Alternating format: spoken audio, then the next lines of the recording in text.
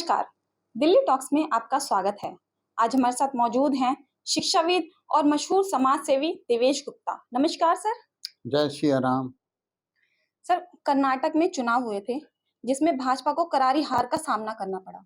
Sir, इससे पहले 6 महीने पहले हिमाचल में भी चुनाव वो लोग हार गए थे भाजपा। तो इससे क्या सर भाजपा अपना अस्तित्व खो रही है?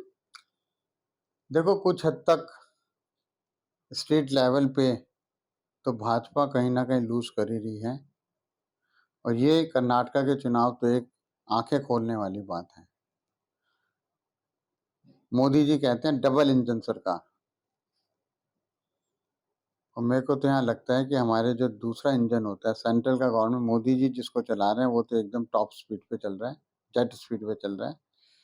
और जो दूसरे इंजन हैं, जो स्टेट लेवल के इंजन हैं, वो तो चलते ही नहीं, तो उनको भी खींचना पड़ता है मोदी जी को। जितना मैंने विश्लेषण करा है इन कर्नाटका के इलेक्शन का, उसमें मैं कुछ चीजें आपको सामने लाना चाहूंगा कि सबसे पहले तो स्टेट लेवल पे जहाँ पे भी हमको अच्छे लीडरशिप है, जो कुछ काम कर रही है, जिसने अपनी इमेज बनाई है, जैसे कि यूपी गवर्नमेंट के योगी जी हो गए, आसाम के हो गए चीफ मिनिस्टर जी, जिन्होंने अपनी इमेज बनाई है, तो वहाँ डबल इंजन की तरह सरकार काम कर रही है। जैसे कि आप देखो, यूपी में अभी निकाय इलेक्शन हुए, और कौन ये म्यूनिसपैलिटीज के 17 में से 17 ले ली। निकाय इलेक्शन में जो छोटी छोटी म्यूनिसपैलिटी बनती हैं, उसमें सीधा चेयरमैन इलेक्ट होता है। उसमें भी मैं देख रहा हूँ कि उसमें भी आधे से ज़्यादा सीटें भाजपा की, भाजपा ने जिनको सपोर्ट करा था वो जीते हैं। और कई सीटें तो ऐसे हैं जिनमें 20-20 साल से भाजपा का एक काउंसलर भी नहीं जीता था। जैसे कुशीनगर एक सीट है, कुशीनगर एक हैगी, उसके अंदर चेयरमैन उनका आया 18,000 वोटों से जीत के, और 28 में से 17 काउंसलर उनके आए, जहाँ पे वो एकदम ब्लैंक रहते थे, नील नील बटा नील होता था। तो लोकल लेवल की लीडरशिप और स्टेट लेवल की लीडरशिप का बहुत फर्क पड़ता है।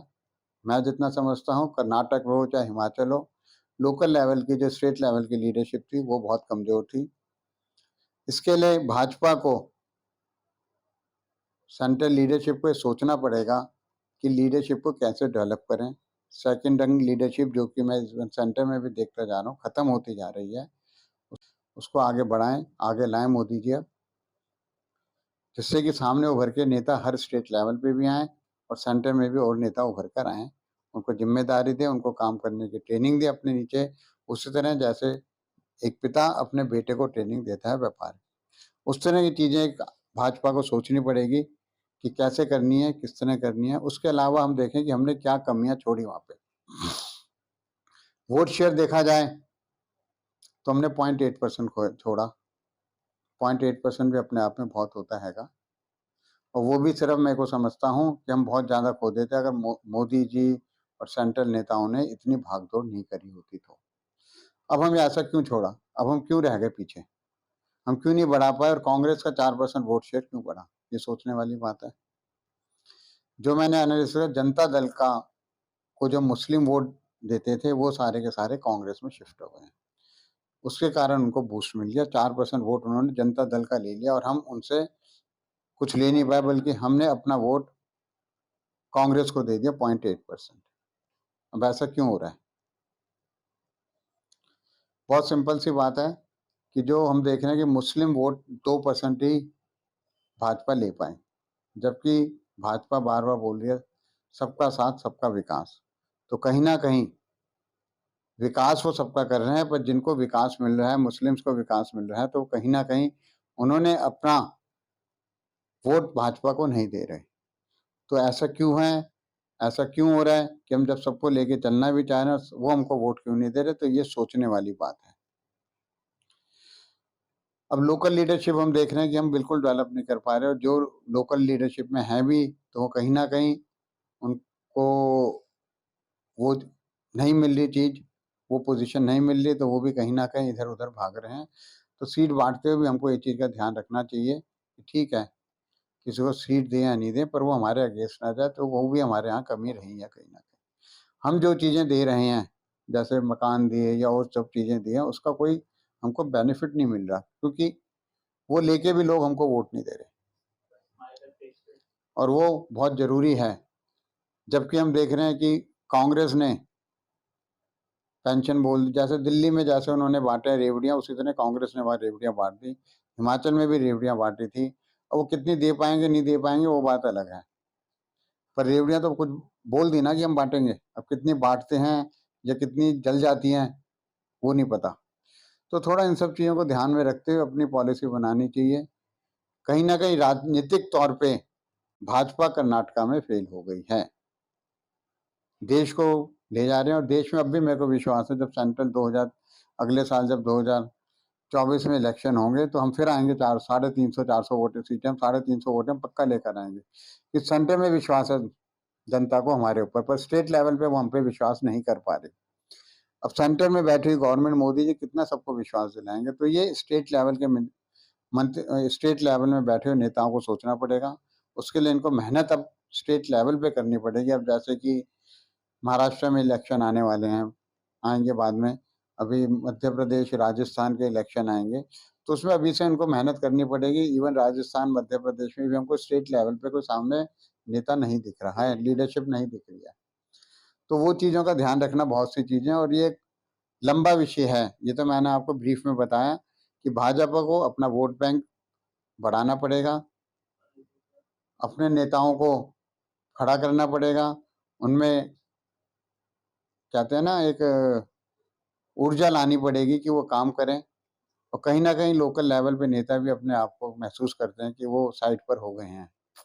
कुछ ना कुछ बड़ी पार्टी होती है, कुछ ना कुछ कमियाँ आ जाती हैं, पर पार्टी वही है अच्छी जो उन कमियों को सोचे, समझे और उनसे उभर कर आए।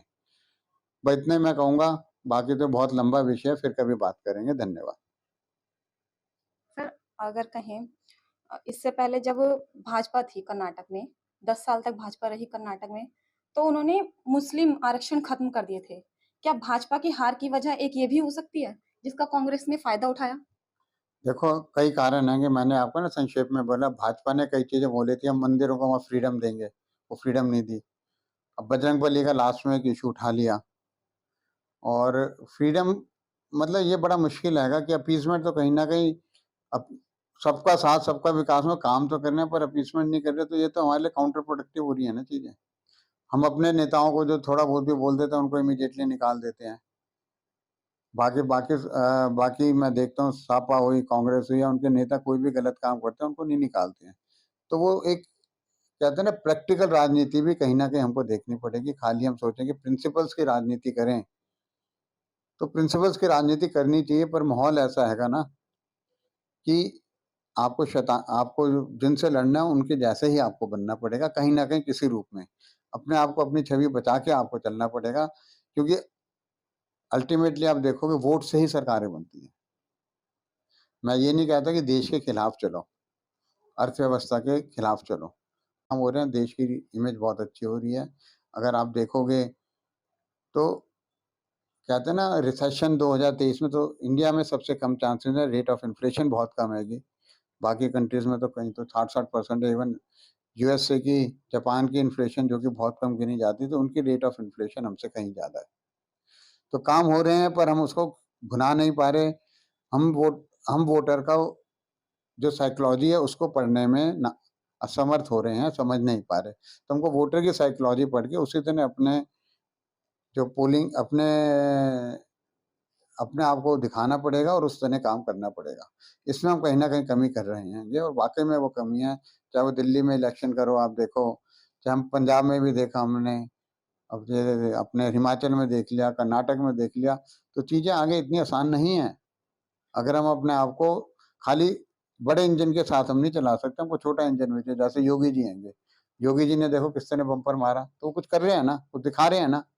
वो हैं तो एक तरफ होके काम कर रहे हैं ना, वो कुछ नहीं देखते, जो ठीक है वो ठीक है, बस। ये थे हमारे साथ मशहूर समाज सेवी और शिक्षाविद देवेश गुप्ता। देखते रहिए दिल्ली टॉक्स। नमस्कार।